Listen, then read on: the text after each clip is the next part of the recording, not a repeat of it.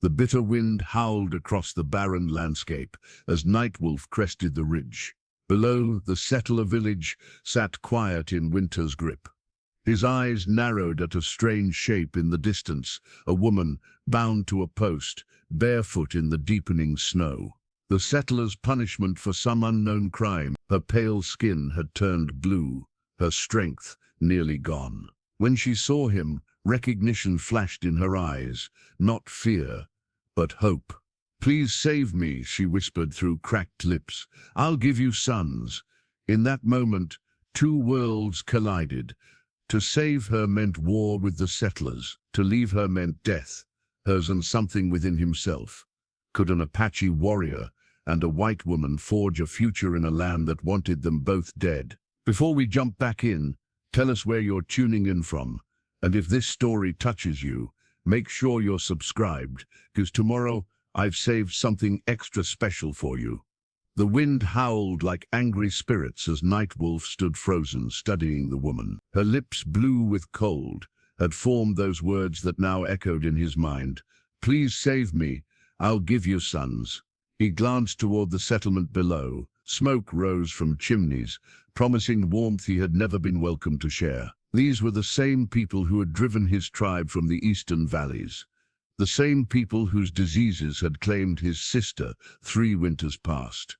The woman's eyes fluttered closed as her head slumped forward. Soon, she would be beyond saving. Nightwolf reached into his leather pouch and withdrew the obsidian arrowhead. Smooth and black as midnight, it caught what little light the grey sky offered.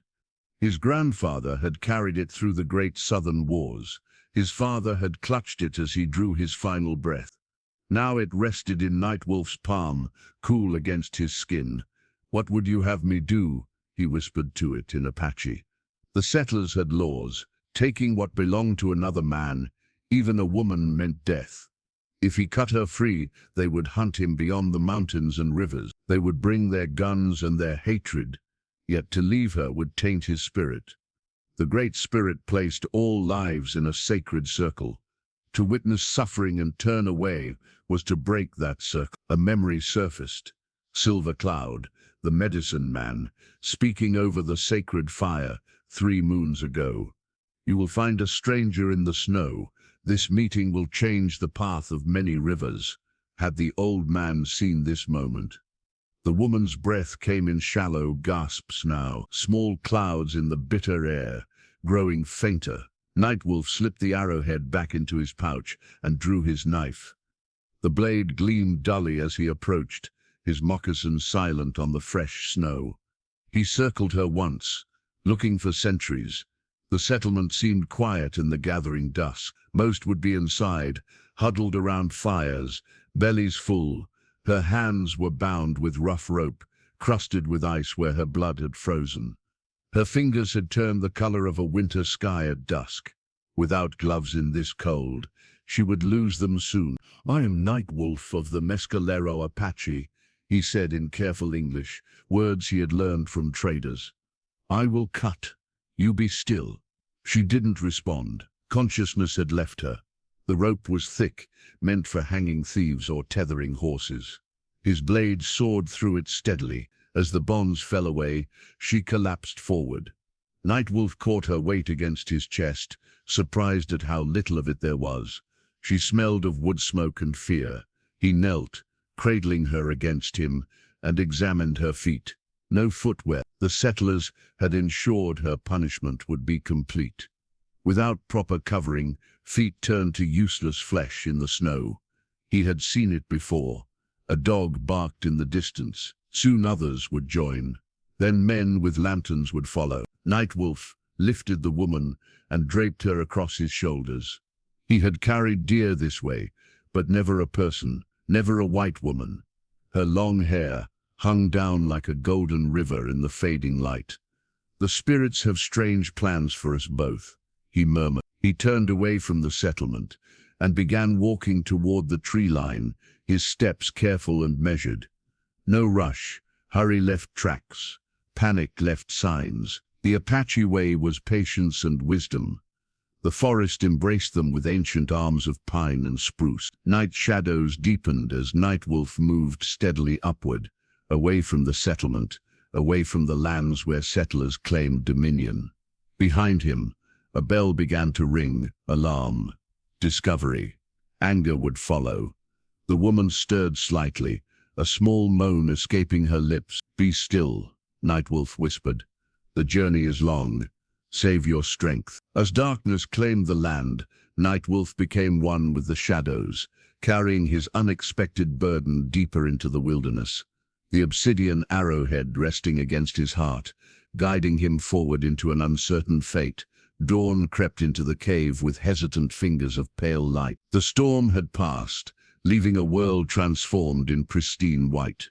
Nightwolf had kept vigil through the darkness, tending a small fire built far enough from the entrance to hide its glow. Hannah stirred, her face flushed with fever. The transition from extreme cold to warmth often brought sickness. Nightwolf had seen it before. "Water," she whispered, her voice cracked and dry. Nightwolf brought his water skin to her lips, supporting her head as she drank. When she finished, he began unwrapping her feet. The damage was concerning. Skin mottled red and white, toes swollen. Frostbite had set in, though not yet to the blackened stage that meant certain loss. From his pouch, Nightwolf removed a small clay pot of salve, bear fat mixed with herbs gathered during the last full moon. Grandmother Spider, the tribe's oldest healer, had taught him the mixture. He began applying it gently to Hannah's damaged skin. She winced but didn't pull away. "You know medicine?" Nightwolf nodded. "All Apache learn. For survival." Her eyes studied him with newfound curiosity. "They told us your people were savages." Nightwolf's hands paused briefly before continuing their work. "All people say this about those they fear." He finished treating her feet and wrapped them in strips of soft deerskin. Next, he offered her pemmican from his pouch, dried meat mixed with berries and fat, food that sustained hunters on long journeys. Hannah ate cautiously at first, then with increasing hunger. Nightwolf noticed a tangled mass of her golden hair had fallen across her face. Without thinking, he reached into his pouch and withdrew his deer antler comb, its handle carved with symbols of protection and strength. Hannah eyed the implement with surprise as Nightwolf held it up in silent question. After a moment's hesitation, she nodded. With unexpected gentleness, Nightwolf began working the comb through her hair, starting at the ends as he'd seen the women of his tribe do. Neither spoke as he worked through the tangles, the rhythm becoming almost meditative. "I was a teacher," Hannah said suddenly, breaking the silence. "Back in Pennsylvania, before my husband brought me west." Her fingers found the locket again. "He died in the mines 3 months ago." Nightwolf continued his careful combing as she spoke. The English words came quickly, and he understood only portions, but her tone told what her words could not. Loss, loneliness, the same spirits that haunted all people. "My wife, my son," Nightwolf said, touching his chest. "Fever took them. 2 winters passed. Understanding passed between them, a bridge formed of shared grief." "What will happen now?" Hannah asked as Nightwolf finished with her hair, setting the comb beside her. "We wait for strength in your feet. Then we go to my people's winter camp." He gestured toward the cave entrance, where snow had drifted into a white wall. "Storm good. Covers our path. They won't stop looking," Hannah said. "Especially Thomas. He believes I belong to him." Nightwolf's expression darkened. "No person belongs to another. This is Apache way." Hannah studied him, seeing beyond the differences that should have made them enemies. "Why risk your life for a stranger?" Nightwolf considered her question carefully, searching for English words that might carry his meaning. "Sometimes path is shown by spirit. We must follow or lose our way forever." He stood and moved to the cave entrance, studying the terrain outside. The settlement was hidden by forest and distance, but danger remained close. Dogs could find scent even beneath snow. "Rest now," he told Hannah. "Journey ahead is long." As Hannah drifted into uneasy sleep, Nightwolf prepared for their next move. The storm had given them time, but it would not last. When darkness fell again, They would need to travel far and fast. The deer antler comb lay beside Hannah where he had placed it. Without knowing why, Nightwolf felt it belonged with her now. The first gift exchanged between two worlds that had never sought to understand each other. Marshal Blackwood stood on the porch of the settlement's largest building, brass telescope extended toward the snow-covered mountains. The instrument had served him well during the Mexican War, and he'd maintained it meticulously for 15 years since. Like the settlement he governed, it was a symbol of his authority, his ability to see what others could not. "Nothing, sir," asked Deputy Hayes, stomping his feet against the cold. Blackwood collapsed the telescope with a sharp snap. "The savage knows these mountains, but no man leaves tracks that can't be followed." Inside, the search party had gathered around the large oak table. 10 men, armed with rifles and determination, awaited his orders. Thomas sat apart, his face a mask of barely contained rage. His pride had suffered when the schoolteacher woman publicly rejected him 3 days ago. Now his humiliation was complete. She'd been taken by an Apache. "My son's intended bride was stolen last night," Blackwood announced, hanging his coat by the door. The lie came easily. Hannah Winters had never agreed to marry Thomas, but perception mattered more than truth in holding power. "Taken by a rogue Apache," he continued. "The same band that's been stealing cattle from the north pastures. This is no longer just about property. It's about the safety of our women." Murmurs of outrage rippled through the room. Fear of the Apache ran deep. "We've brought in Yellow Feather," Deputy Hayes said, gesturing toward the back of the room. The Apache scout stood with quiet dignity despite the rope binding his wrists. Blackwood had employed him for 2 years, using threats against his family to ensure cooperation. Yellow Feather knew the mountains better than any man present. "Untie him," Blackwood ordered. "Yellow Feather, one of your people has taken a white woman. I need you to find their trail." Yellow Feather's face remained impassive. "Snow is deep. Storm has covered much." "Find it," Blackwood said, his voice hardening, "or your sister's children will find the winter very cold without their mother." Understanding passed between them.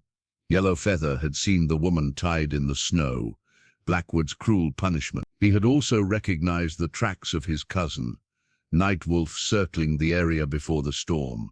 The irony was not lost on him. He was now forced to hunt the man who had shown the mercy that these settlers lacked. "I will need supplies," Yellow Feather said flatly. 3 days tracking at least." Thomas surged to his feet. 3 days. She could be dead by then. Or worse. Yellow Feather met the younger Blackwood's gaze evenly. "If Nightwolf took her, she lives. He is not a killer of women. You know who did this." Blackwood's eyes narrowed. "I know the signs," Yellow Feather replied carefully. "Tracks showed a Mescalero Apache. Few come this far north. Nightwolf hunts these mountains." Blackwood retrieved a worn map from his desk drawer and spread it across the table. "Show me where he would take her." Yellow Feather studied the crude drawing of mountains and valleys. His finger traced a path eastward. Winter camp would be here, where the valleys meet. He was pointing away from the actual location, buying time for his cousin. "We leave at first light," Blackwood decided. "Hayes, gather provisions for 5 days. Johnson, see to the dogs." As the men dispersed to prepare, Thomas approached his father. "I want him alive," he said, voice low with menace. "The savage needs to watch while I take back what's mine." Blackwood clapped his son on the shoulder. "You'll have your revenge, and the woman will learn her place." By the hearth, Yellow Feather pretended to study the map while listening intently.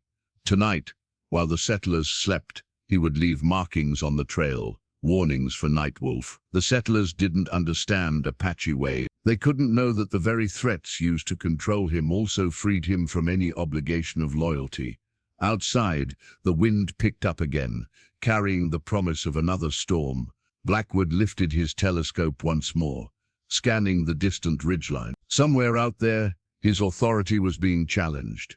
That could not stand, not if he intended to maintain control of both the settlement and the lucrative mining claims beyond. "No man takes what belongs to a Blackwood," he muttered, the brass telescope cold against his eye. No man. The blizzard howled outside the cave like a living thing, sealing Nightwolf and Hannah in their stone sanctuary. The small fire cast dancing shadows on the walls, transforming the space into a world between worlds. Nightwolf had gathered extra wood before the storm hit, ensuring they would have warmth through the night. Hannah sat with her back against the cave wall, deer antler comb in her lap.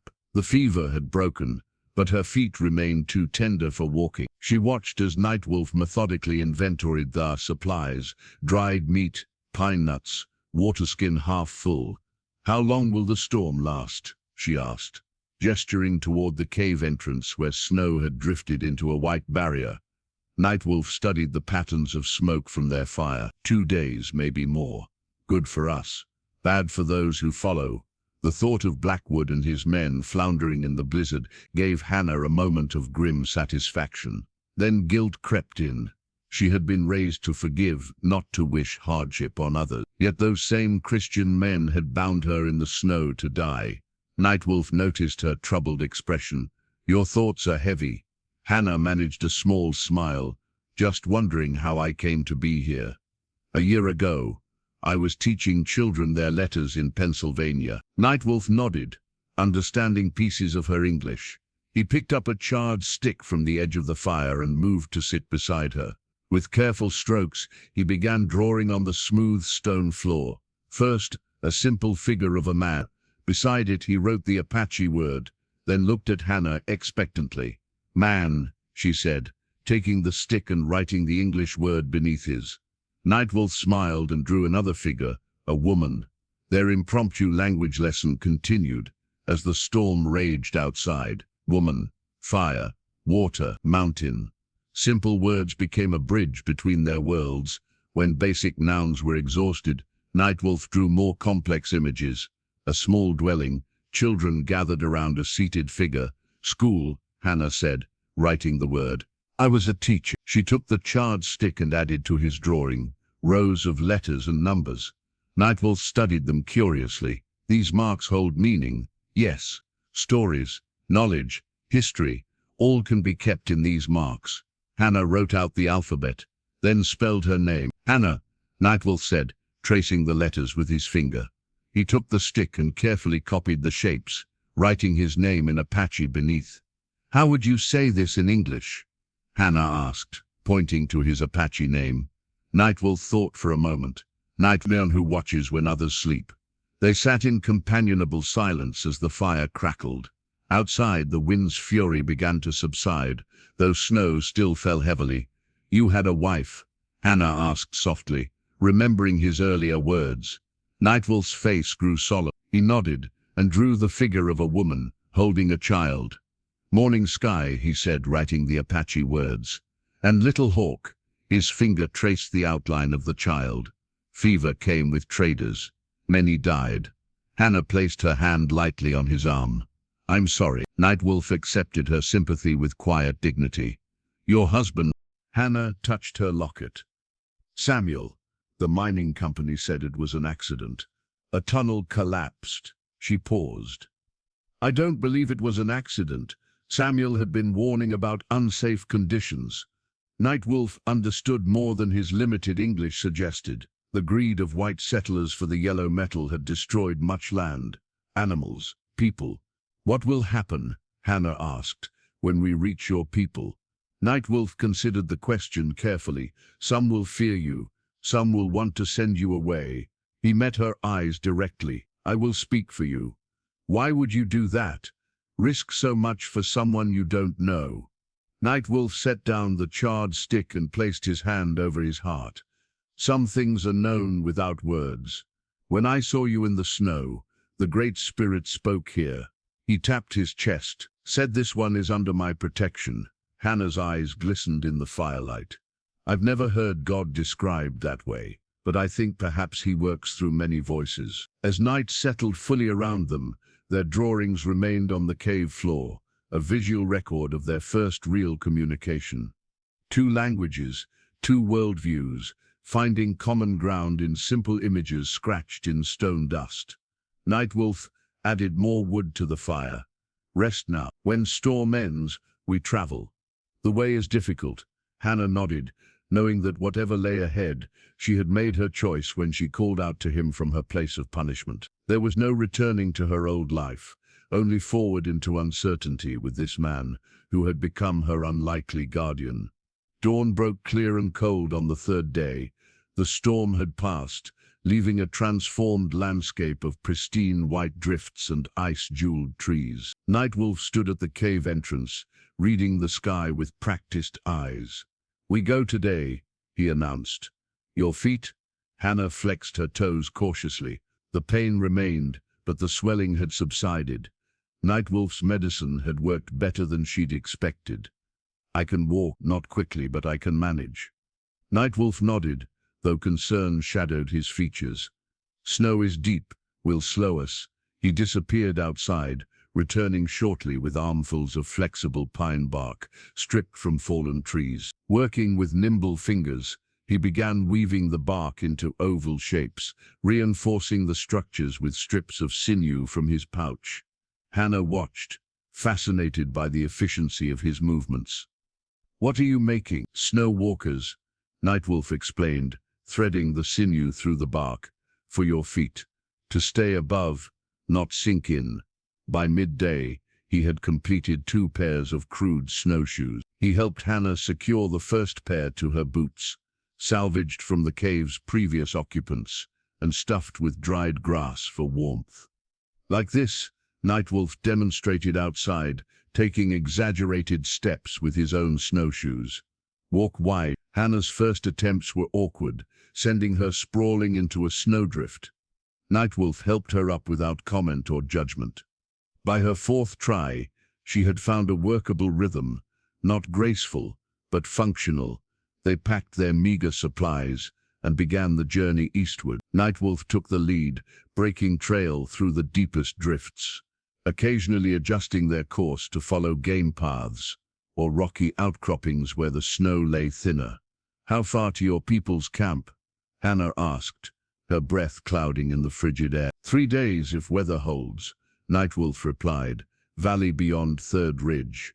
Hannah focused on placing one snowshoe in front of the other, ignoring the persistent ache in her healing feet. The landscape was both beautiful and intimidating. Vast white sweeps of snow, dark islands of pine forest, mountains looming like ancient guardians against the sky. By mid-afternoon, they reached a frozen stream. Nightwolf knelt, brushing away snow to reveal the ice beneath. He struck it with his knife, creating a small hole. "Drink," he instructed. "Always take water when found." Hannah knelt beside him, scooping the icy water into her mouth. It tasted cleaner than any water she'd known, like liquid crystal. "There," Nightwolf said suddenly, pointing to a clump of dried stalks protruding from the snow.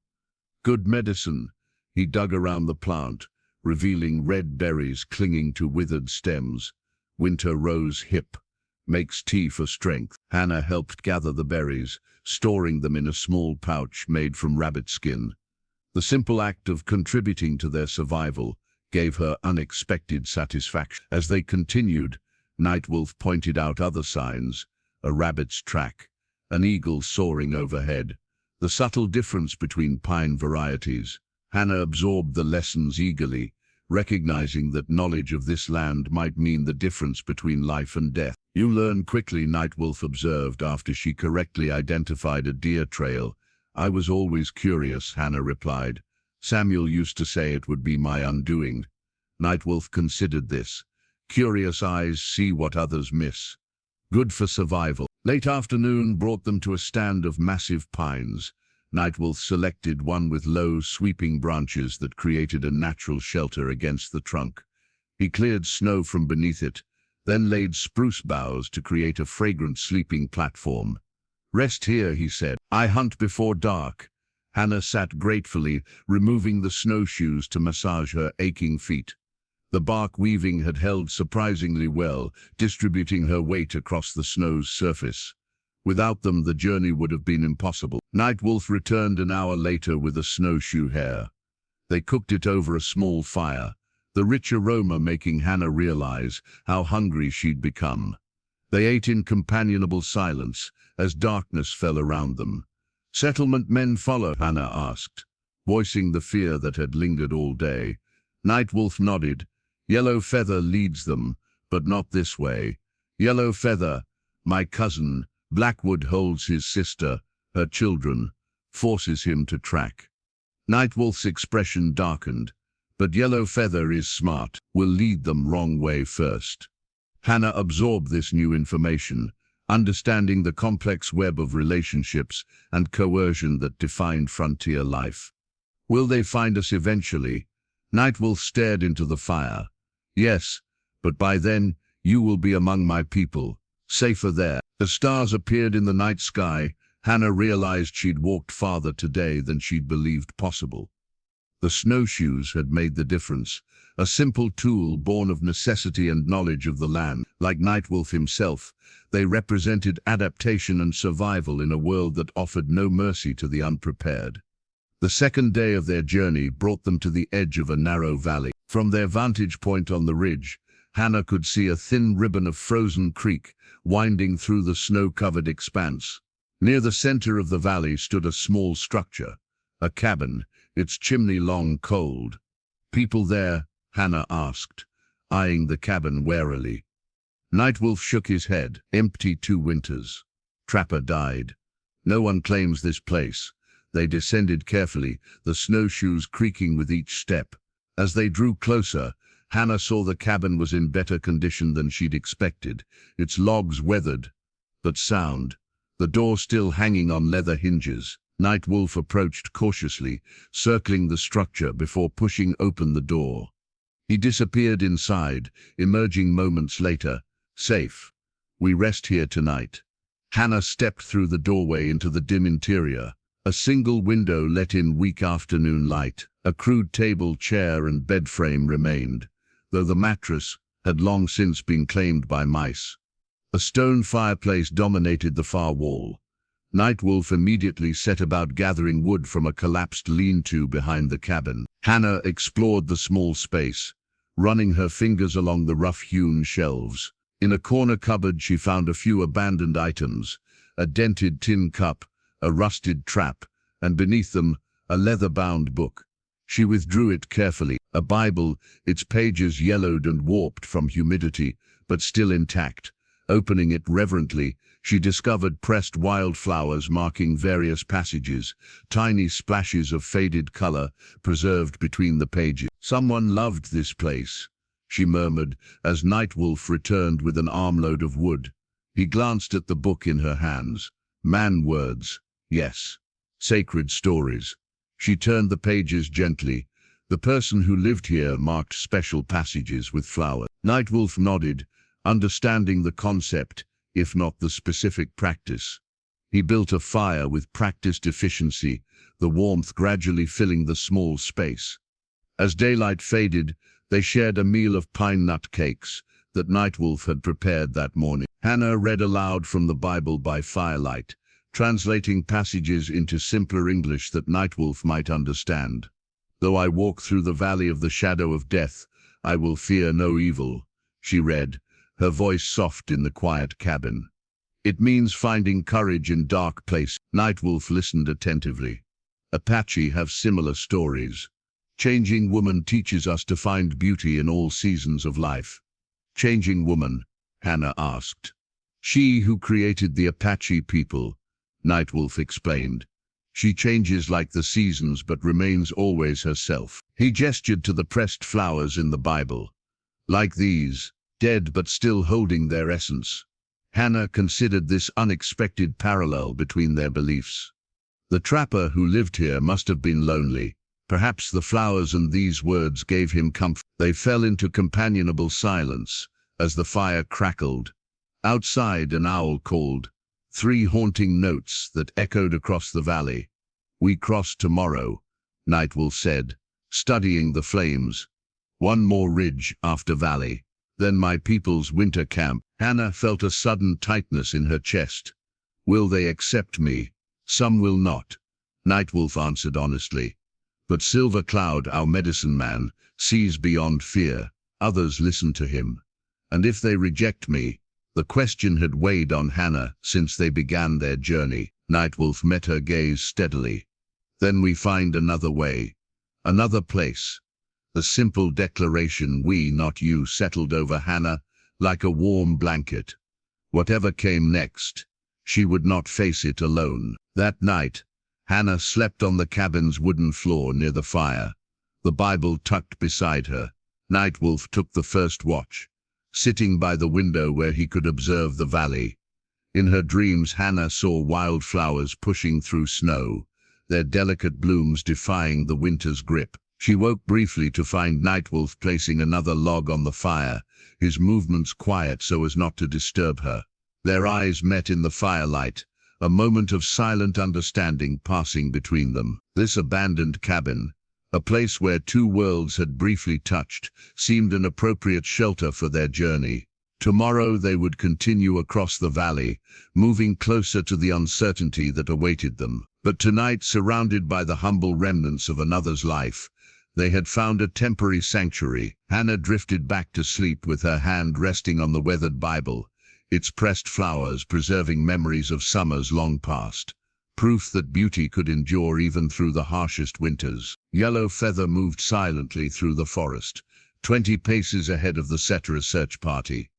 The morning sun had barely crested the eastern ridge, but Blackwood had insisted they break camp before dawn. 4 days of hard tracking had frayed tempers and exhausted supplies. "We're going in circles, Marshal," complained Johnson, the blacksmith's son.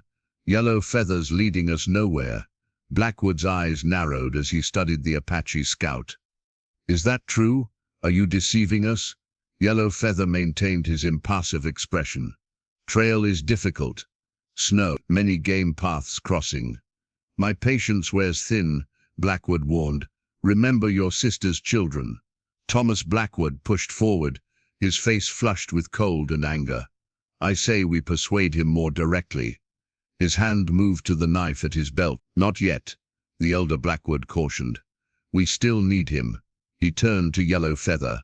"Find me a clear trail by midday, or your family will suffer." Yellow Feather nodded once, then moved ahead. He had led them north for 2 days, away from Nightwolf's likely path. But now Blackwood's suspicion demanded action. He would need to show them something convincing.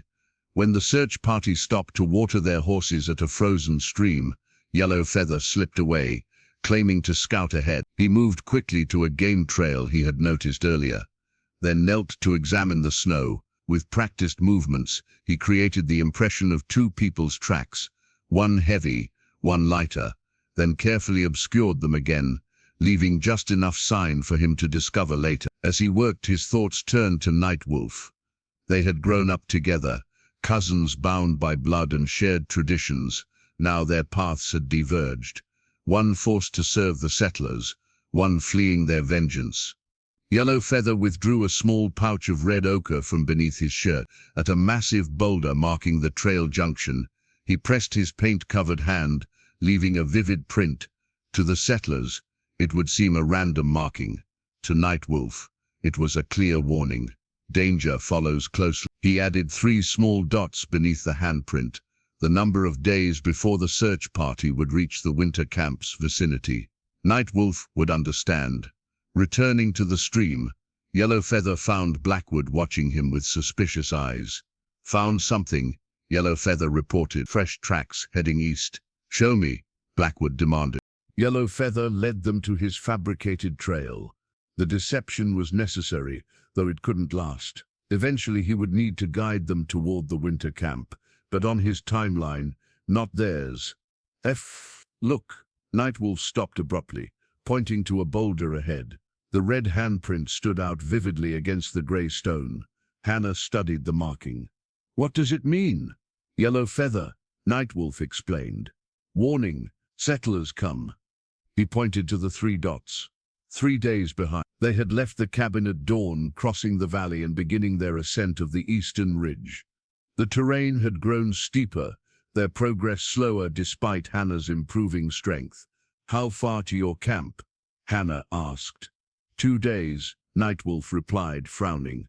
"We must move faster." They pressed on, the wilderness growing wilder as they climbed.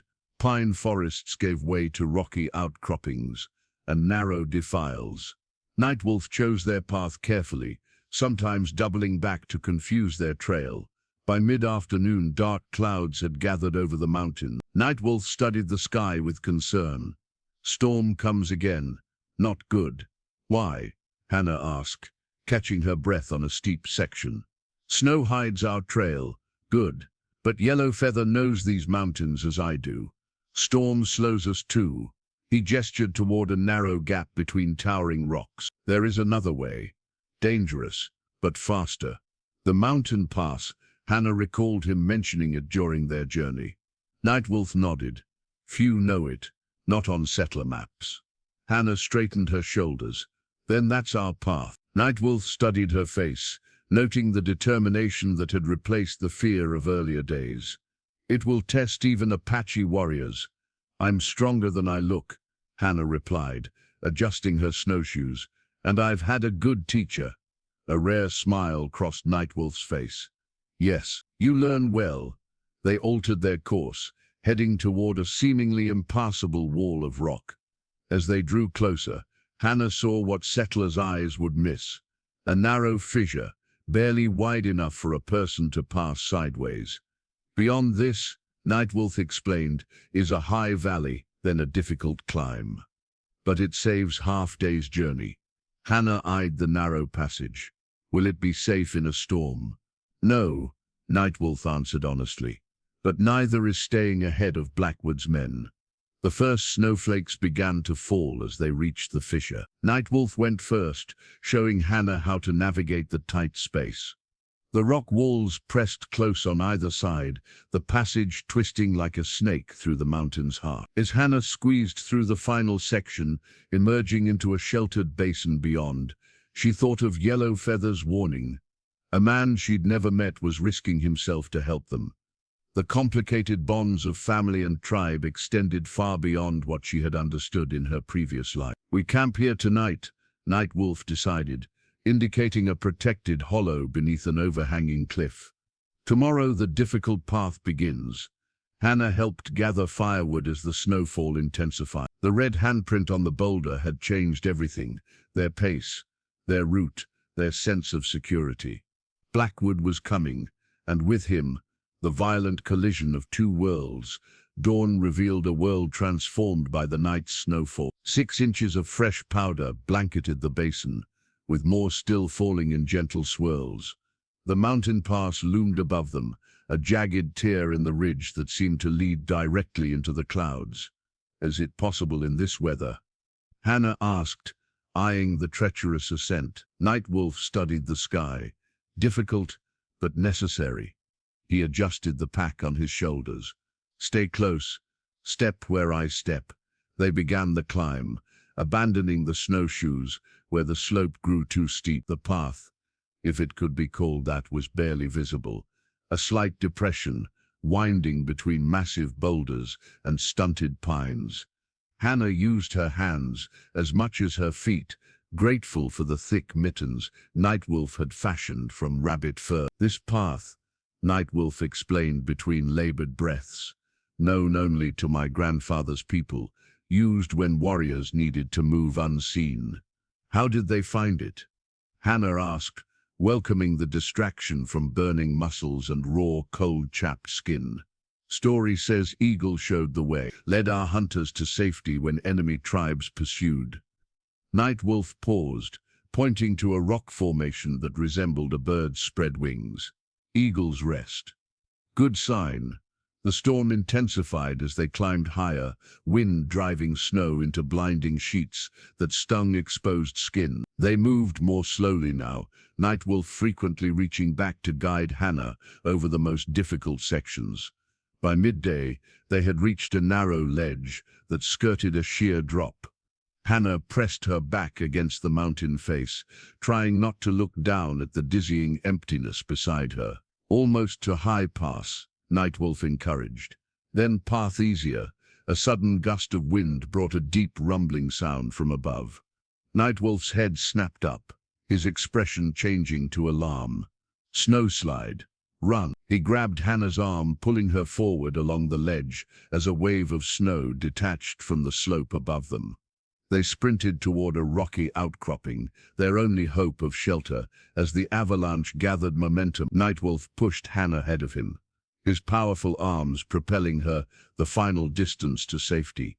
She stumbled behind the protective rocks just as the main force of the slide hit. Turning back, she saw Nightwolf caught in the periphery of the avalanche, his body swept toward the edge of the cliff. At the last moment, he managed to grab a protruding root, hanging precariously as the snow thundered past him and over the precipice. Nightwolf! Hannah screamed, the wind tearing the sound away. She watched in horror as he struggled to pull himself up, the root slowly giving way under his weight. Without thinking of her own safety, Hannah inched out from the shelter, staying low against the rock face. She extended her arm as far as she could, their fingertips almost touching. "Reach!" she cried.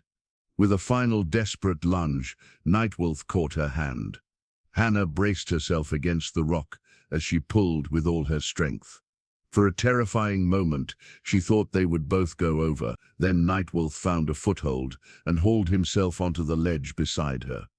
They lay in the snow, gasping for breath as the last of the avalanche thundered into the valley below. "You saved me," Nightwolf said, astonishment in his voice. Hannah managed a shaky smile. "We saved each other." But their ordeal wasn't over.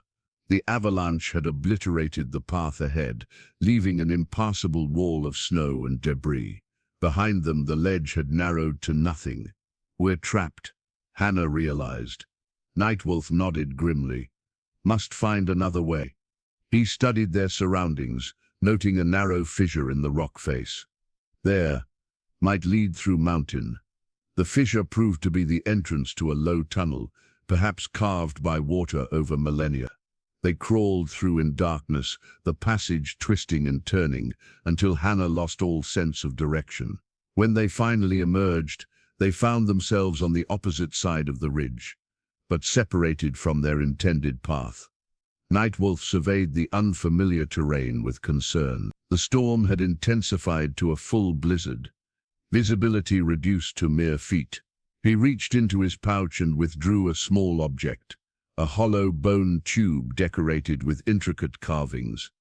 "Eagle bone whistle," he explained. "Sacred, used to call spirits, also to signal other Apache mountains." He raised the whistle to his lips and blew 3 short, sharp notes that cut through the howling wind.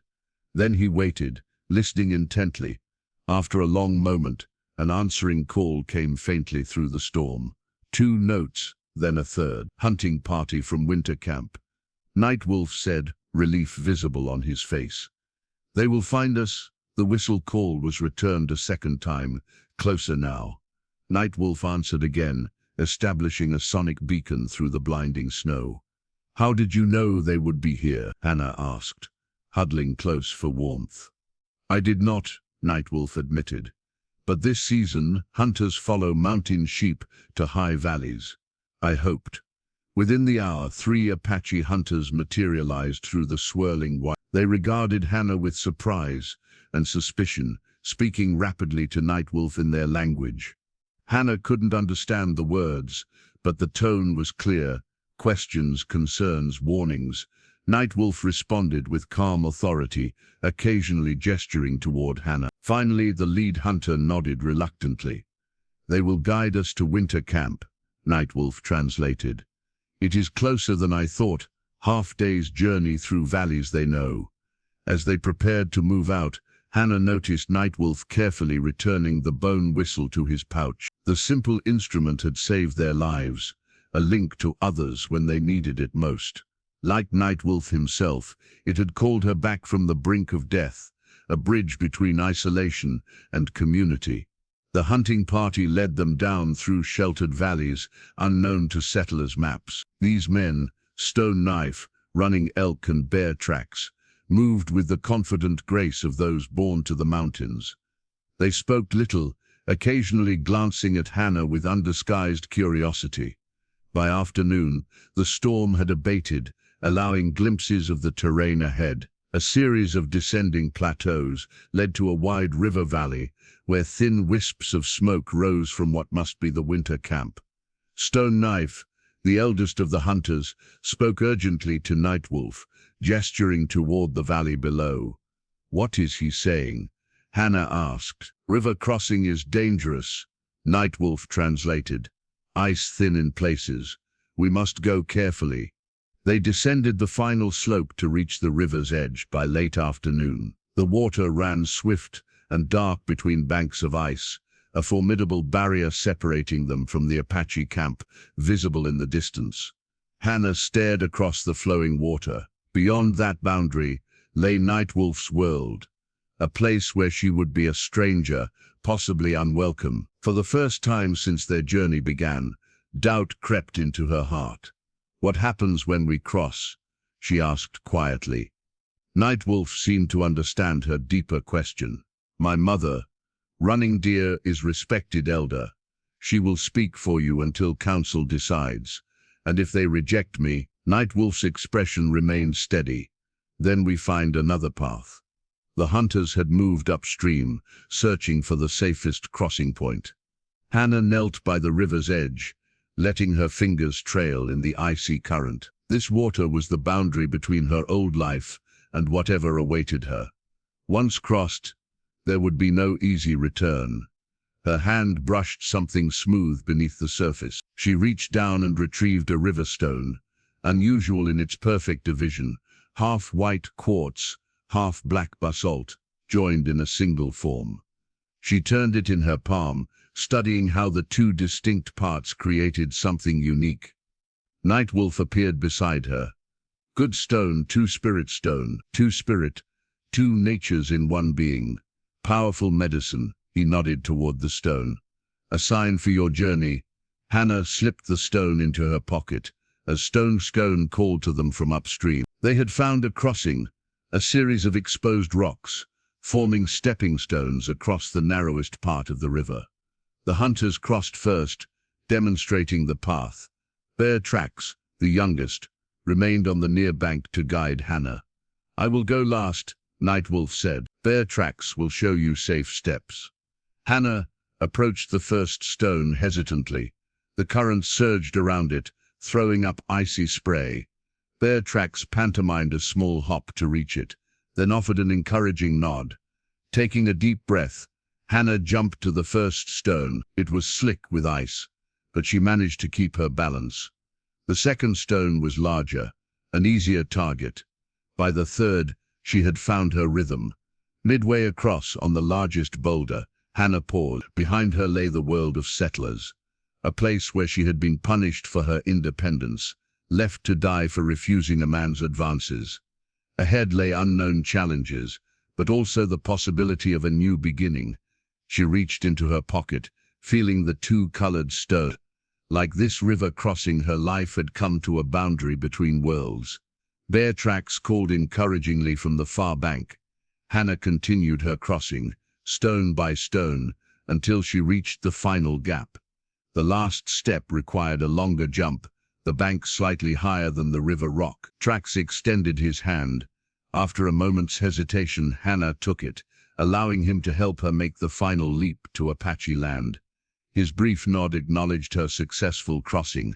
Nightwolf followed, his movements sure and graceful, despite the treacherous footing. When he reached the bank, Stone Knife spoke to him at length, his tone serious. "What is it?" Hannah asked. "They found settler tracks this morning," Nightwolf translated. "Blackwood's men have changed direction. Yellow Feather must have been forced to lead them correctly." "How long do we have?" 2 days, maybe less." Nightwolf adjusted his pack. "We must reach winter camp by nightfall." As they set off along a well-worn trail, Hannah felt the weight of the two-colored stone in her pocket. She had crossed the physical boundary, but the more difficult crossings lay ahead, being accepted by Nightwolf's people, escaping Blackwood's vengeance, finding her place in a world where everything was foreign. The winter camp grew larger as they approached, a collection of hide-covered lodges arranged in a protective circle. Smoke from cooking fires rose in straight columns in the still air. Children's voices carried across the open ground, falling silent as they noticed the approaching group. Hannah straightened her shoulders and walked steadily beside Nightwolf. Whatever awaited her in the Apache camp, she would face it with the same courage that had brought her across the river. The two-colored stone pressed against her palm, a reminder that boundaries could be crossed, that separate worlds could exist in a single space. "Ready?" Nightwolf asked, as they approached the outer lodges. Hannah nodded. "Ready." The Apache camp fell silent as Hannah entered beside Nightwolf. Children stopped their games to stare. Women paused in their work, some touching protective amulets at their necks. Warriors reached instinctively for weapons before recognizing Nightwolf among the hunting party. Stone Knife called out, his voice carrying across the camp. Within moments a crowd had gathered, their expressions ranging from curiosity to outright hostility. An elderly woman pushed through the throng, her silver-streaked hair bound in traditional style, her bearing regal despite age-bent shoulders. Her dark eyes, so like Nightwolf's, fixed on Hannah with piercing intensity. "My mother," Nightwolf said quietly, "Running Deer." Running Deer spoke sharply to her son in Apache, gesturing toward Hannah with obvious disapproval. "She asks why I bring settler woman to our sacred winter grounds." Nightwolf translated, his voice steady. "I tell her you were condemned to die, that the spirits guided me to save you." More rapid exchanges followed, the crowd growing larger as word spread through the camp. Hannah stood straight, meeting the curious and hostile stares with quiet dignity. She had faced the judgment of Blackwood and his son. She could face this. An ancient man emerged from the largest lodge, leaning on a carved staff, adorned with eagle feathers. His face was a map of deep wrinkles, his eyes clouded with age, yet somehow all-seeing. "Silver Cloud," Nightwolf whispered. "Medicine man, respected by all." The old man approached Hannah slowly, circling her 3 times while murmuring under his breath. He reached out with a gnarled hand to touch her hair, then stepped back, speaking to the gathered tribe in a surprisingly strong voice. Nightwolf translated fragments. "He says you have his spirits within you, says he saw you in a dream 3 moons ago. A pale woman who would bring both danger and opportunity to our people." Silver Cloud spoke directly to Hannah now, looking into her eyes as if reading her soul. "He asks why you come to the Apache people," Nightwolf said. Hannah considered her answer carefully. "Tell him I did not choose to come, but now that I am here, I seek only to live in peace and to repay the kindness shown to me by Nightwolf." As Nightwolf translated, murmurs rippled through the crowd. Silver Cloud nodded slowly, then turned to speak with Running Deer and several older tribal members. Their conversation grew animated, with occasional glances toward Hannah. Finally, Silver Cloud gestured toward the central lodge. "Council will decide," Nightwolf explained. "We must wait."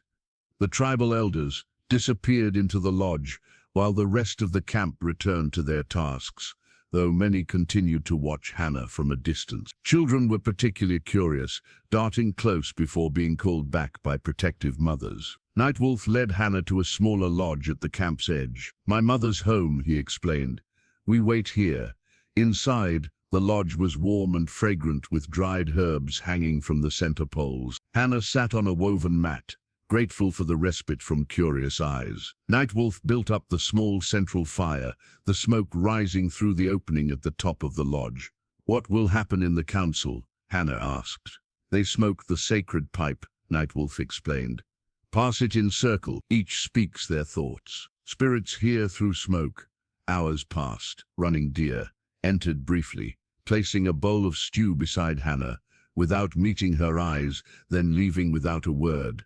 "She will accept you in time," Nightwolf said, noting Hannah's crestfallen expression. "My mother's heart was wounded by settlers long ago."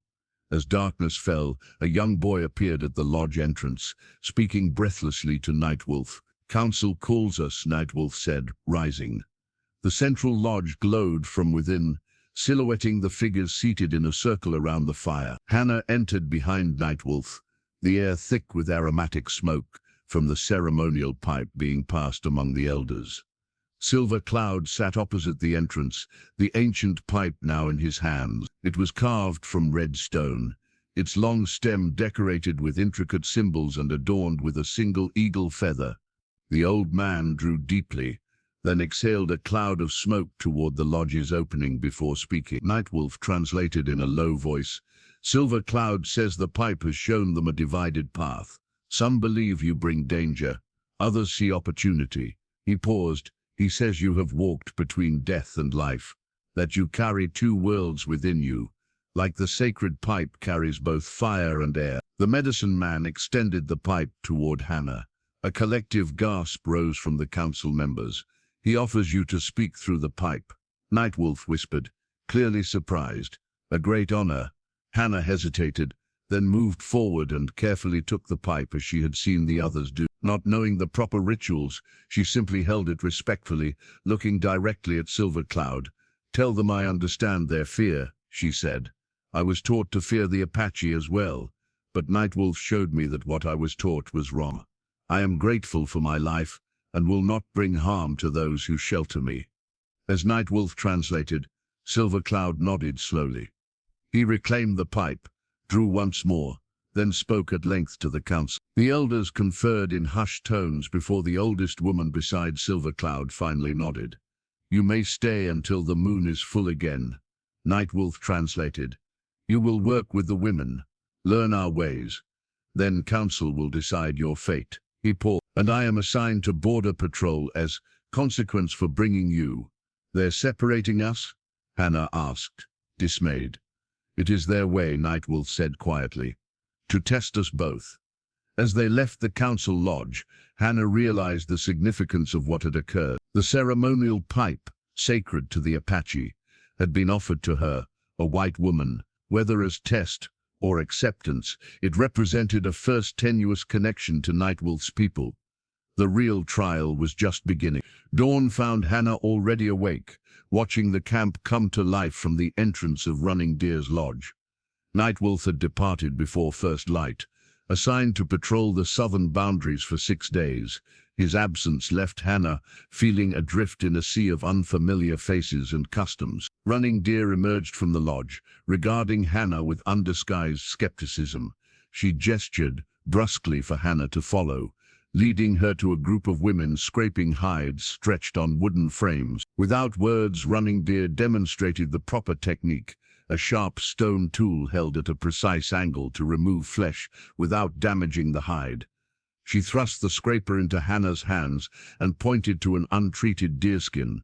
Hannah's first attempts were clumsy. The scraper slipped, nearly tearing the valuable hide. Several women clicked their tongues in disapproval. Running Deer snatched back the tool, demonstrating again with exaggerated slowness. Hannah watched carefully, then tried once more. This time she managed a passable stroke. Running Deer nodded curtly before moving away to supervise other work. The morning passed in silence, broken only by the rhythmic sound of scrapers on hide. Hannah's hands blistered, then bled, but she continued without complaint. By midday her section of hide was adequately cleaned, though it had taken her 3 times longer than the experienced women. A young girl, perhaps 10 years old, approached with a water skin. Unlike the adults, her curiosity overcame her caution. She studied Hannah openly, while offering the water. "Thank you," Hannah said, smiling. The girl didn't understand the words, but recognized the gratitude in Hannah's tone. She smiled shyly in return. Throughout the afternoon, Hannah was moved from task to task, grinding acorn meal, carrying water, sorting dried berries.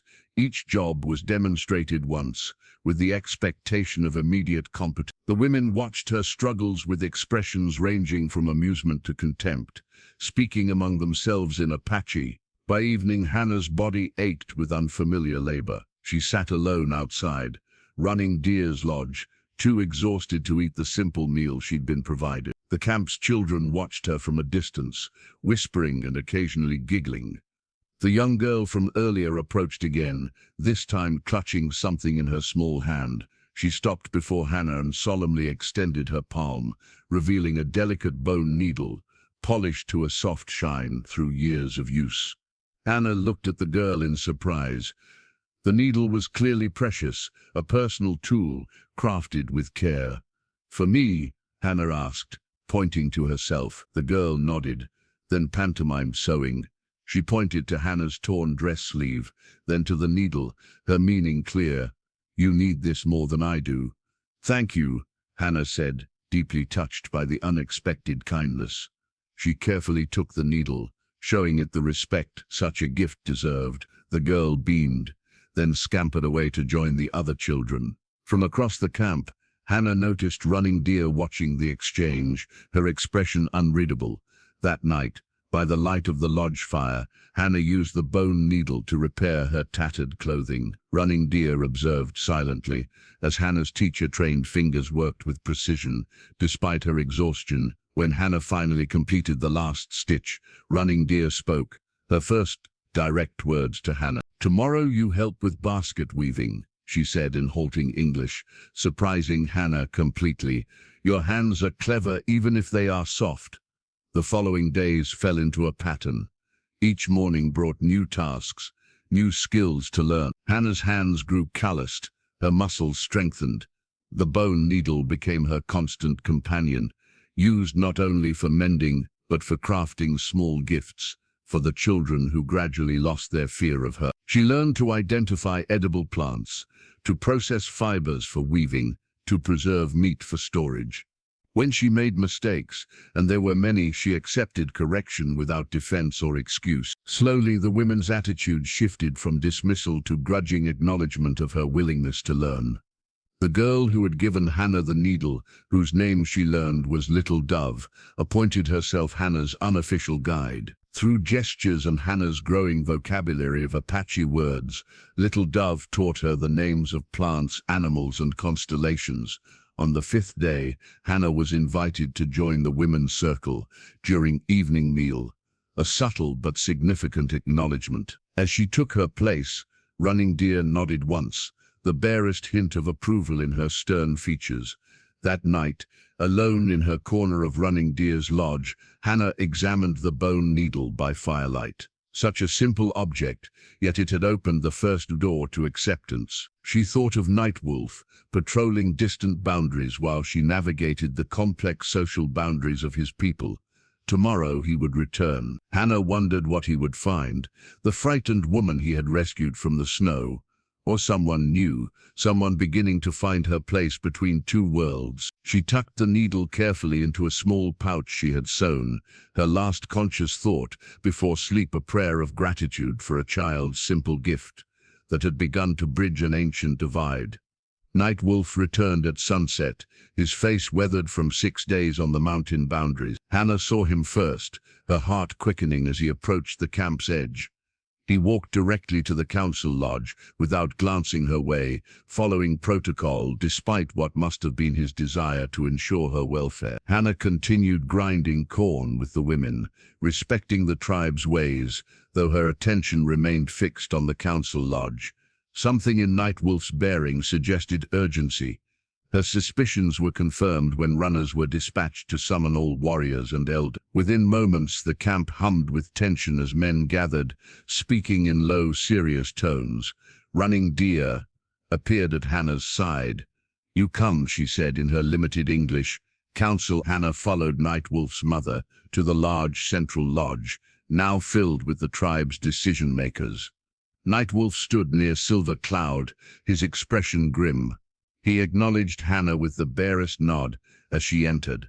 Silver Cloud raised his hands for silence. From a decorated parfleche bag, he withdrew an object that hushed the assembled tribe, a drinking vessel carved from a buffalo horn, its surface darkened with age and smoke, adorned with symbols of ancient battles. "War Council Cup," Running Deer whispered to Hannah, "only brought when great danger threatens." Silver Cloud spoke, his voice carrying the weight of generations. Nightwolf translated in a low voice for Hannah. "Yellow Feather has sent warning. Blackwood brings 20 armed men, not just from our settlement, but from 2 others. They follow our winter trails, 3 days away, perhaps less." Murmurs of anger rippled through the lodge. An older warrior stood, speaking forcefully while pointing at Hannah. Nightwolf's jaw tightened, but he translated faithfully. Black Hawk says you should be given to the settlers. That one white woman is not worth the blood of Apache children. Other voices joined, some agreeing, others arguing for defense. Silver Cloud raised the buffalo horn cup, commanding silence once more. He passed it to the tribal war chief, a powerfully built man called Stone Bear, who drank from it before speaking. Stone Bear says the issue is larger than one woman, Nightwolf translated. Blackwood seeks excuse to attack our winter camp, to drive us from hunting grounds before spring. They have wanted this land since discovering gold in the eastern streams last summer. The buffalo horn cup circled the council, each warrior drinking and speaking in turn. Hannah watched, understanding the gravity of this ritual. When the cup reached Nightwolf, he drank deeply before addressing the council in Apache, his voice resonant with conviction. He spoke at length, occasionally gesturing toward Hannah. When he finished, Running Deer's expression had softened slightly, something like pride visible beneath her stern exterior. "What did you say?" Hannah whispered when Nightwolf sat nearby. "That your knowledge of settler ways could help us," he replied quiet. "That you were teacher among your people, that you understand their weapons, their thinking." The council's focus shifted to Hannah. Silver Cloud spoke directly to her, the buffalo horn cup now extended in her direction. "He asks if you would speak against your own kind," Nightwolf translated. "If you would help Apache prepare for Blackwood's attack." Hannah felt the weight of every gaze in the lodge. The buffalo horn cup in Silver Cloud's outstretched hand represented a profound choice, a final severing of her ties to settler society. She stepped forward and accepted the cup with both hands, as she had seen the warriors do. The liquid inside was bitter, herbal. She drank, then handed the cup back to Silver Cloud before speaking. "Blackwood and his men do not represent all settlers, just as one tribe does not represent all native peoples," she said. Nightwolf translating, "But these men are dangerous. They use law to mask greed. They punish those who defy them." She touched her neck, where rope burns had faded, but not disappeared. "I know their weapons, their tactics. I will share what I know." Her words sparked intense debate. Some warriors remained suspicious, but others, particularly those who had lost family to settler violence, saw the value in her knowledge. Yellow Feather's brother, Tall Pine, spoke forcefully. "My brother risks his life, sending warnings. If he believes this woman can be trusted, I stand with him." Stone Bear raised his hand for attention. "The woman stays, but we must decide. Do we fight, flee, or negotiate?" Nightwolf translated the options. "Fighting means bloodshed on both sides. Fleeing means abandoning winter stores and risking starvation. Negotiation." He hesitated. "Few believe Blackwood will honor any agreement." Hannah stood again. "There is another way." All eyes turned to her. "Let me speak with them first, alone." Protests erupted immediately. Nightwolf's expression darkened. "No. Listen," Hannah insisted.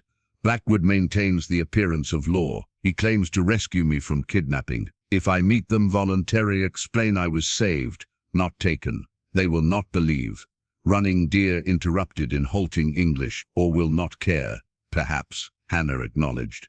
"But it gives you time to prepare, to position warriors. If negotiation fails, you will be ready to defend or retreat." The buffalo horn cup made another round as the council considered Hannah's proposal. When it returned to Silver Cloud, he drank the last drops before announcing the decision. Nightwolf translated, "You will not go alone. Nightwolf and 2 warriors will accompany you to neutral ground. You will speak to the settlers. If they refuse peace," he paused, "we will be prepared for war." As the council dispersed, Nightwolf pulled Hannah aside, his voice low and urgent. "This is dangerous. Blackwood wants vengeance, not truth." Hannah met his gaze steadily. "I know these men. I taught Thomas as a boy. There's a chance, however small, they will listen." Nightwolf studied her face. "You have changed since coming to our people." "Yes," Hannah agreed, thinking of the days of labor, of Little Dove's kindness, of running deer's grudging acceptance. I am finding strength I didn't know I had. Outside, the camp prepared for possible battle or evacuation. The buffalo horn cup had been returned to its sacred wrappings, its purpose fulfilled. The tribe had chosen its path. Now they had only to wait for Blackwood's arrival and hope Hannah's words could prevent bloodshed. "We leave at dawn," Nightwolf said, adjusting the cinch on his horse. "Council wants you away from camp before Blackwood arrives."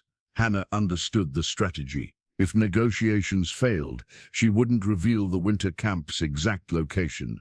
"Where are we going?" "Sacred Canyon, place of vision quests." Nightwolf secured a small bundle of supplies. 2 warriors will accompany us partway, then guard the approach. Hannah had spent the evening sharing everything she knew about settler weapons and tactics.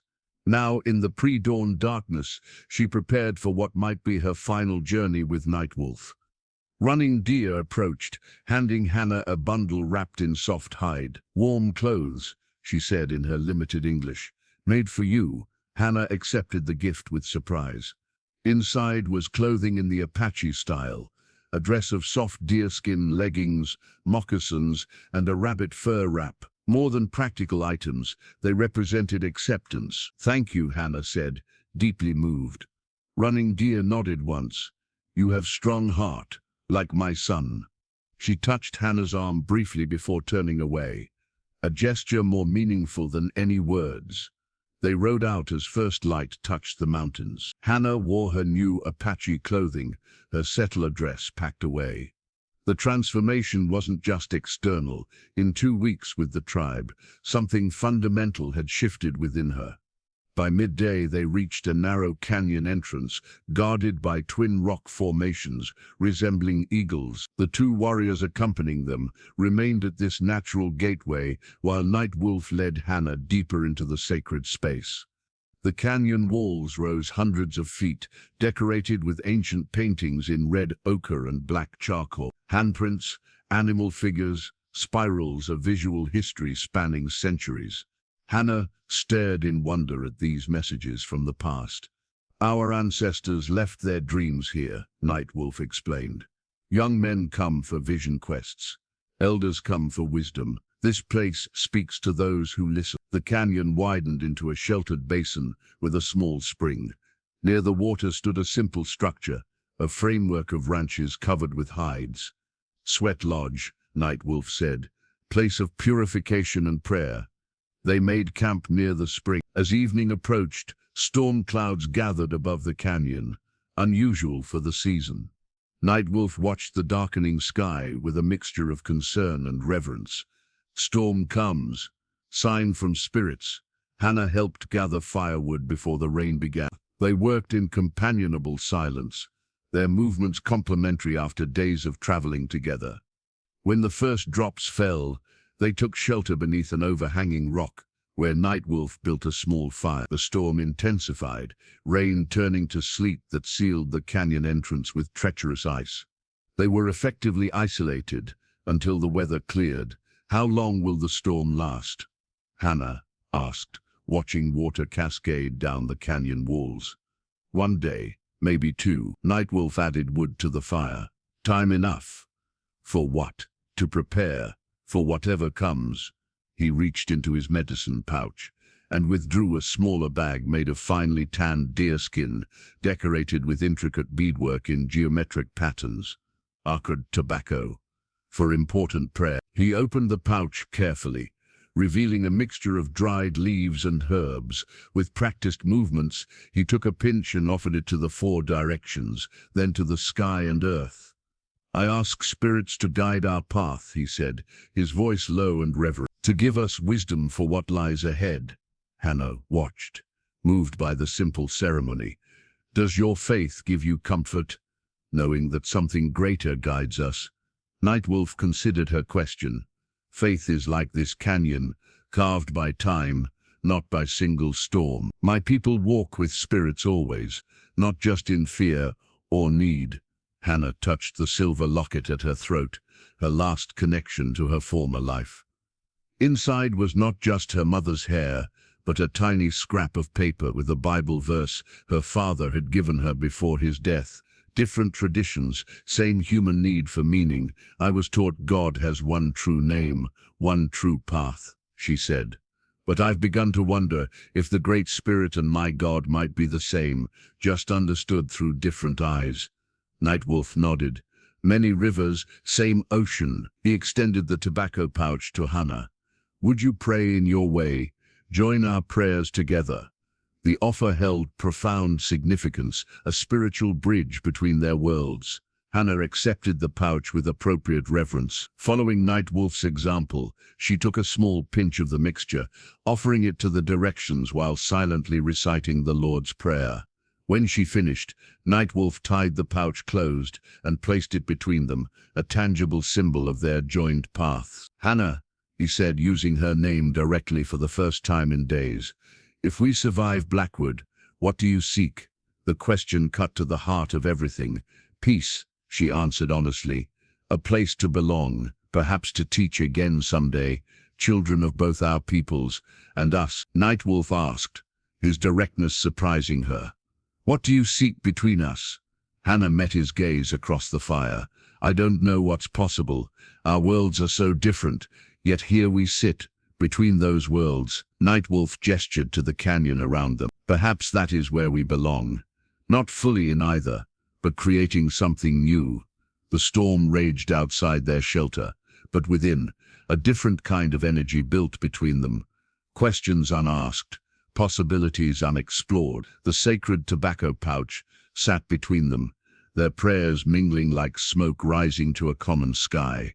Nightwolf reached across the space, his hand stopping just short of hers. Among my people, when a man and woman wish to walk together, they make private promises first. Public ceremony comes later. Hannah understood what he was offering, a commitment witnessed only by canyon walls and ancient spirits. She placed her hand in his, the final boundary between them dissolving like snow in spring thaw. I would hear your promise, she whispered, and offer mine in return. 2 days later, the storm cleared. Hannah and Nightwolf emerged from the sacred canyon, transformed not just by the private promises they had exchanged, but by the clarity of purpose that had crystallized between them. Whatever future awaited, they would face it together. The warriors who had guarded the canyon entrance greeted them with urgent news. Yellow Feather had been spotted near the meeting point they had designated for negotiations with Blackwood. Nightwolf ordered one warrior to remain at the canyon, while he, Hannah, and the other rode to meet his cousin. They found Yellow Feather hidden among rocks, overlooking a small meadow. His face showed evidence of rough treatment. A bruised cheek, split lip. Blackwood grows suspicious, Yellow Feather explained after embracing Nightwolf. Questions my loyalty. He turned to Hannah, studying her Apache clothing and changed demeanor with interest. The white woman becomes one of the people. She walks her own path between worlds, Nightwolf replied. What news of Blackwood? Yellow Feather's expression darkened. He brings 20 men well armed, but he speaks of peace. From inside his shirt he withdrew a folded document. He offers this treaty, says if Hannah testifies she went willingly, no blood need be shed. Hannah examined the document, reading aloud for Nightwolf's benefit. This treaty of peace between the settlers of Blackwood Valley and the Apache tribe guarantees safe passage and fair treatment for all parties. She skimmed further. It promises no retribution against Nightwolf if I confirm I wasn't kidnapped. Nightwolf looked skeptical. Blackwood's words mean nothing. His heart is crooked. True, Yellow Feather agreed, but he wishes to appear lawful before the other settlers. Some question his leadership after. He hesitated, glancing at Hannah. After he left me to die in the snow, she finished calmly. Yellow Feather nodded. He tells them you were kidnapped, that Apache raided the settlement. Hannah studied the document more carefully. This could give us time. If I meet with them, explain what happened. It's too dangerous, Nightwolf objected. More dangerous than war, Hannah countered. Your people helped me when I had nothing. Let me help them now. After further discussion, they developed a plan. They would meet Blackwood at noon the next day in the neutral meadow. Hannah would speak the truth of her kidnapping. Yellow Feather would return to Blackwood with news of their agreement. while Nightwolf positioned Apache warriors in the surrounding hills insurance against treachery. As Yellowfeather prepared to leave, he pulled Nightwolf aside for a private word. Hannah couldn't hear their exchange, but saw Nightwolf's expression grow grave. "What is it?" she asked when Yellowfeather had gone. "Blackwood holds Yellowfeather's sister and her children at the settlement. Their lives ensure his cooperation." Nightwolf's jaw tightened. "And Thomas Blackwood speaks openly of making you his wife once you are rescued." Hannah felt a chill despite the afternoon sun. "Then we must ensure the negotiations succeed." They spent the evening preparing. Hannah changed back into her settler dress. Though she kept the Apache moccasins, her compromised footwear would support her story of rescue rather than abduction. Nightwolf briefed the warriors who had been sent to provide security.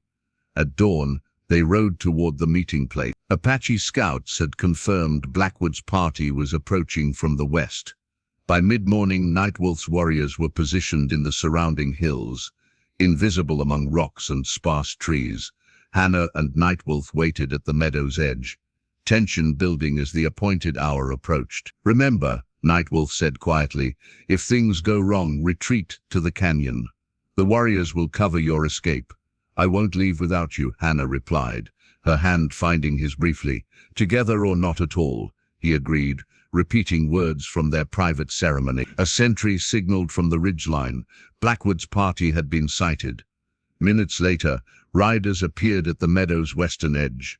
Marshal Blackwood led them, Yellowfeather at his side. Thomas rode just behind his father, his eager gaze finding Hannah immediately. As the parties approached the meadow's center, Hannah noticed something that sent warning through her veins.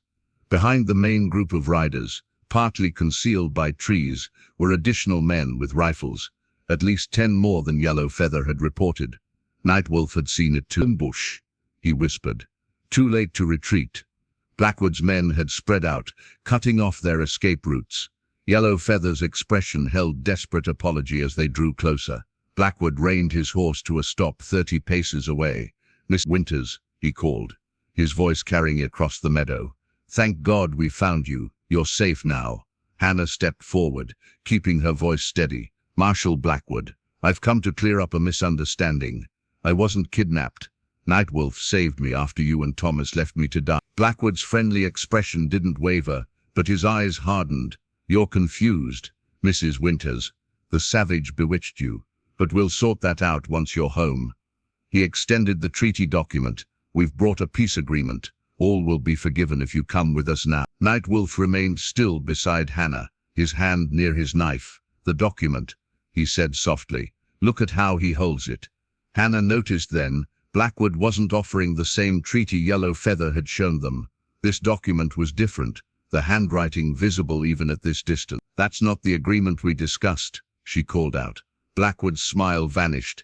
"Enough theater. Thomas, retrieve Mrs. Winters. Johnson, take the Apache." As Blackwood's men moved forward, Yellowfeather suddenly kicked his horse, breaking away toward the hills. "Trapped," he shouted in Apache. "Run!" Gunfire erupted from the concealed men in the trees. The peaceful negotiation had been a lie from the start, a betrayal orchestrated through a false document and Yellowfeather's impossible position. The battle for their lives had begun. Chaos erupted across the meadow. Nightwolf pushed Hannah toward cover as bullets tore through the space where they had stood.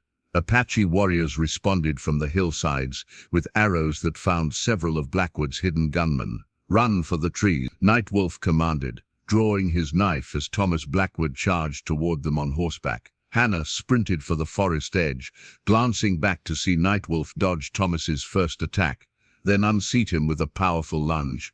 The two men tumbled to the ground, locked in combat. Before Hannah could reach the safety of the trees, a rider cut off her escape.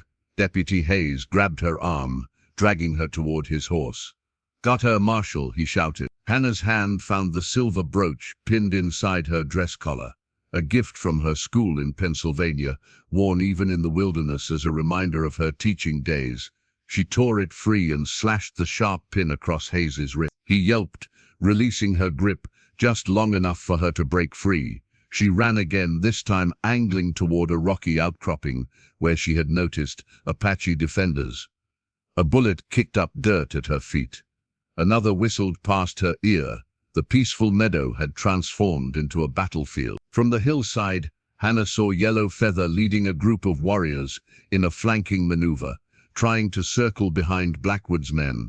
The settlers had the advantage of firearms, but the Apache knew the terrain and moved like shadows through the landscape. Hannah reached the rocks where two young warriors pulled her into cover. "Nightwolf," she gasped. One pointed toward the meadow's center, where Nightwolf and Thomas Blackwood still fought. Thomas had drawn a knife of his own, his face contorted with hatred as he slashed at the Apache who had stolen what he considered his property.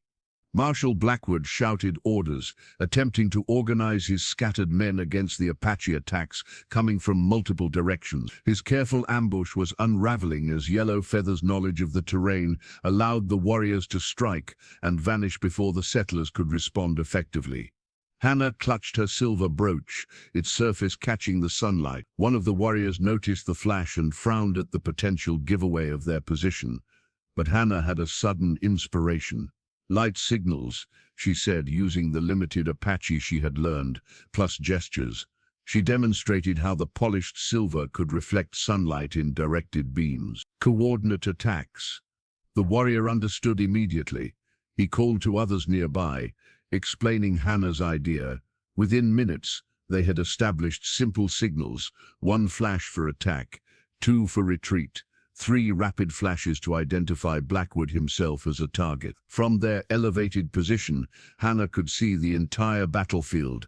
She directed the silver reflection toward different Apache groups, creating a coordinated assault that confused the settlers, who couldn't understand how the savages were organizing such precise attacks. In the meadow, Nightwolf gained the advantage over Thomas, disarming him with a swift strike. Rather than delivering a killing blow, Nightwolf knocked him unconscious with the hilt of his knife, showing mercy his opponent would never have granted. Marshal Blackwood, seeing his son fall, abandoned his command position and charged toward Nightwolf, pistol raised. Hannah flashed her brooch 3 times toward the nearest Apache group. 2 arrows immediately found Blackwood's horse, sending both mount and rider crashing to the ground. Blackwood rose, limping but still dangerous, his pistol now aimed at Nightwolf's back. Hannah didn't hesitate. She stepped from cover and called out, "Blackwood." As he turned toward her voice, she flashed the brooch directly into his eyes. The momentary blindness was enough. Nightwolf tackled him, and they struggled for control of the pistol. A shot rang out. Both men went still. Hannah's heart froze. Then Nightwolf rose, Blackwood's pistol in his hand. The marshal lay motionless, the bullet that had been meant for Nightwolf now lodged in his own chest, a victim of his own weapon and hatred.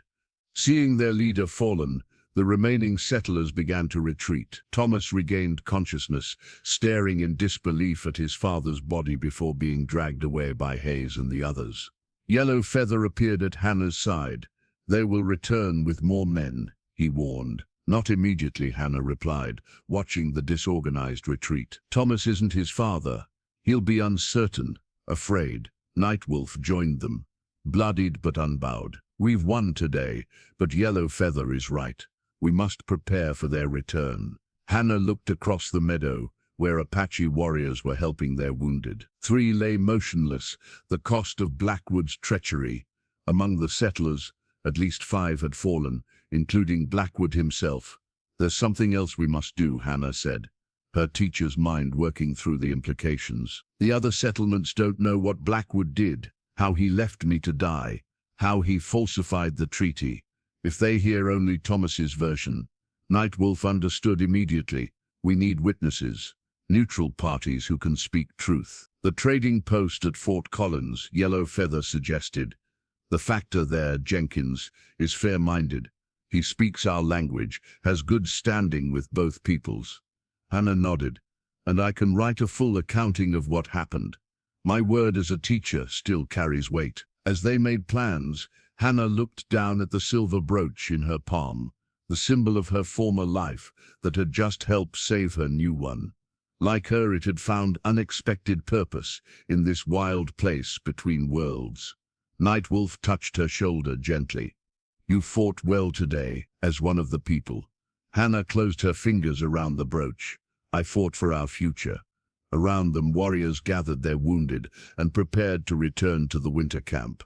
The battle was over, but the struggle for peace and for their right to forge a life together had only begun. The valley bloomed with wild flowers as spring transformed the landscape.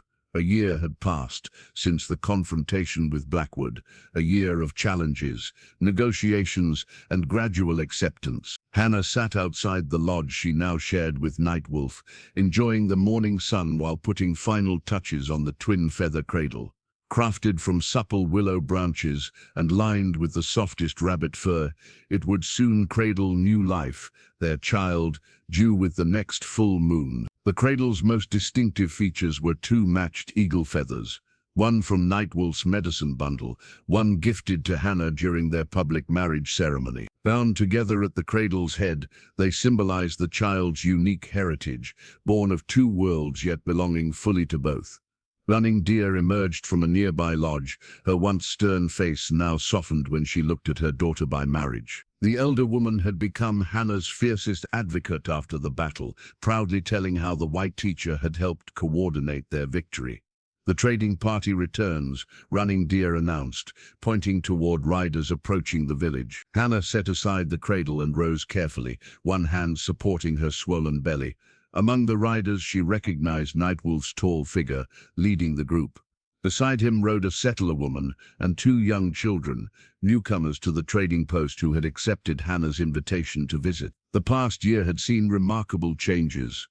After the battle, Hannah had written a detailed account of Blackwood's actions and the false treaty. Yellow Feather had escorted her to Fort Collins, where the trading post factor helped distribute her testimony to territorial officials and neighboring settlements. Thomas Blackwood had attempted to rally support for a retaliatory attack, but without his father's influence, and faced with Hannah's written testimony and supporting witnesses, he found little backing.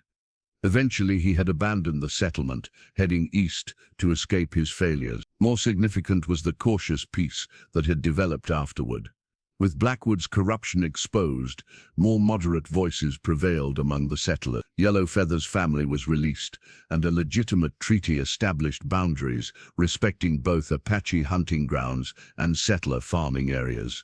Hannah had found her new purpose in this fragile peace. Drawing on her teaching background, she had begun instructing children from both communities, first in makeshift classes at the trading post, later in a proper school built at the territorial boundary. Nightwolf served as translator and cultural guide, helping bridge misunderstandings before they could escalate.